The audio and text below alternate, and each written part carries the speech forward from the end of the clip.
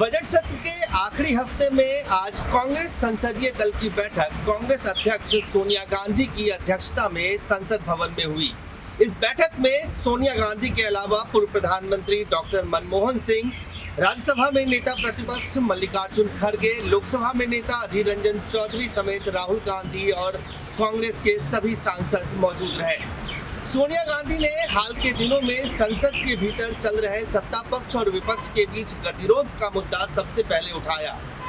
हालांकि सोनिया गांधी ने अपने भाषण की शुरुआत इस बात से की कि कई सारे सीनियर नेता इस वक्त राज्यसभा से रिटायर हो रहे हैं। सोनिया गांधी ने कहा कि उन्हें उम्मीद है कि आने वाले वक्त में ये जो सीनियर लीडर्स जो राज्यसभा से रिटायर हो रहे हैं वो पार्टी के लिए काम करते रहेंगे।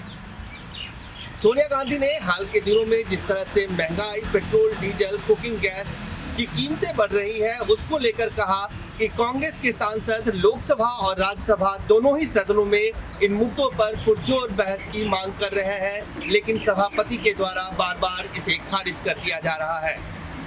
सोनिया गांधी ने खासतौर से राजनीतिक विद्वेष से जिस तरह से विपक्ष के नेताओं को टारगेट किया जा रहा है, जिस तरह से संवैधानिक संस्थाओं के द्वारा उनको प्रताड़ित करने का काम किया जा रहा है, उसका उल्लेख किया और ये कहा कि सत्ता पक्ष ये चाहता है कि किसी तरह से विपक्ष की आवाज को दबा दिया जाए, लेकिन ऐसा होगा नहीं। कांग्रेस पार्टी जो जन सरोकार के मुद्दे हैं उसको उठाती रहेगी।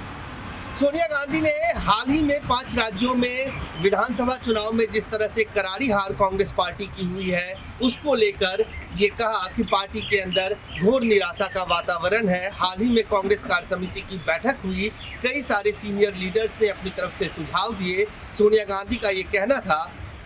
कि आने वाले वक्त में पार्टी के भीतर, संगठन के भीतर एक बड़ा बदलाव होगा और इसको लेकर वो तमाम सुझावों को लेकर काम कर रही हैं।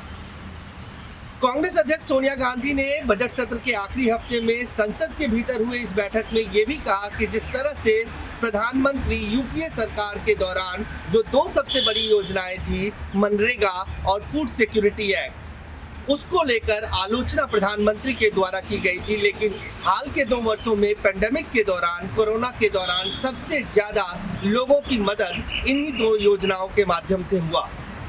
सोनिया गांधी ने हाल ही में रूस और यूक्रेन के बीच जिस तरह से जंग जारी है और उसमें हजारों छात्र, खासतौर से जो मेडिकल के स्टूडेंट्स हैं, उनको जिस तरह से वापस लाया गया है, उनका भविष्य अधर में लटका है, इसको लेकर सोनिया गांधी ने सरकार से ये मांग की कि जल्द से जल्द ये छात्र जो वहाँ पढ़ाई कर रहे थे उनको यहाँ किसी न किसी तरह से अलग अलग कॉलेजों में एकोमोडेट किया जाए ताकि उनका भविष्य सुरक्षित रहे।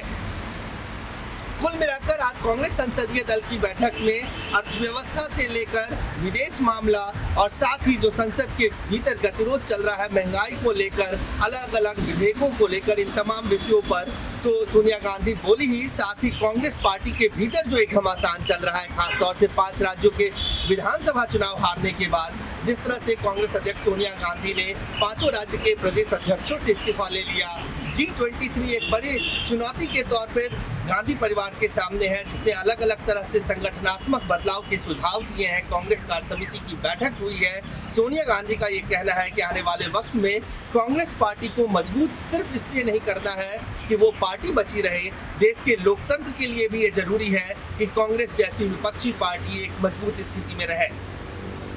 कैमरामैन आकाश के साथ Ajay Jha, Dainik Savera, Delhi. All world open challenge 17 time gold medalist Miyan Rafiq Mohammad, पंडित, मौलवी, बेगम, तांत्रिक, इन चोरा ठग्गा तो सावधान। स्पेशलिस्ट वशीकरण, सट्टा नंबर, लव मैरिज, पति पत्नी च अनबन, विदेश च पक्का होना, कारोबार दा ना चलना, सिर्फ 31 घंटिया विच समाधान। फ्री फ्री फ्री मियां रफीक मोहम्मद। मोबाइल 84 374 94 647, 84 374 94 648।